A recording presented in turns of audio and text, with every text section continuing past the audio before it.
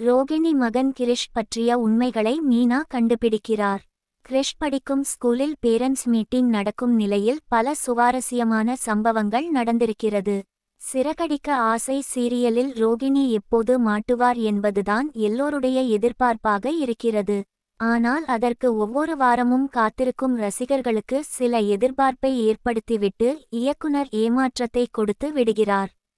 அதுபோலத்தான் தான் இப்போது வெளியான ப்ரோமோவிலும் பரபரப்பான காட்சிகள் காட்டப்படுகிறது.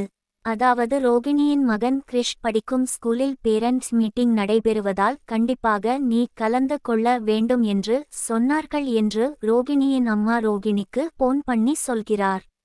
அதற்கு சரி வரேன் என்று ரோகிணியும் சொல்லியிருக்கிறார். அதே ஸ்கூலில் வேலை பார்க்கும் அண்ணாமலை ஸ்கூலுக்கு அவசரமாக கிளம்புகிறார். அப்போது முத்து என்னாச்சுப்பா ஏன் சீக்கிரமா போற என்று கேட்க, அதற்கு அண்ணாமலை இன்னைக்கு ஸ்கூலில் பேரண்ட்ஸ் மீட்டிங், அதனால என்னை வர சொல்லி இருக்காங்க என்று சொல்கிறார். அதற்கு முத்து இருப்பா நானும் அந்த பக்கமாக தான் போறேன் நானே உன்னை கொண்டு விடுறேன் என்று சொல்லி கூட்டிக் கொண்டு வருகிறார். பிறகு அண்ணாமலையை ஸ்கூலில் இறக்கி விடுகிறார்.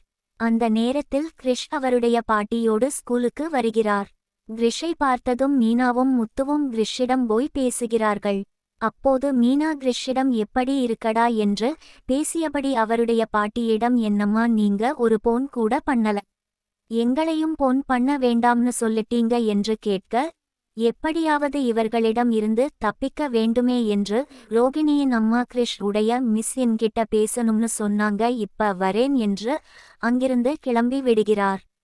அந்த நேரத்தில் மீனா முத்துவிடம் எனக்கு ஒன்னு தோணுது கிரிஷ் அப்பா உங்க அண்ணன் தான் என்று சொன்னதும் முத்து அதிர்ச்சி ஆகிறார். அப்போ அம்மா யாரு என்று கேட்க, அது அந்த ஜீவா என்று கடைசியில் காமெடி செய்கிறார்.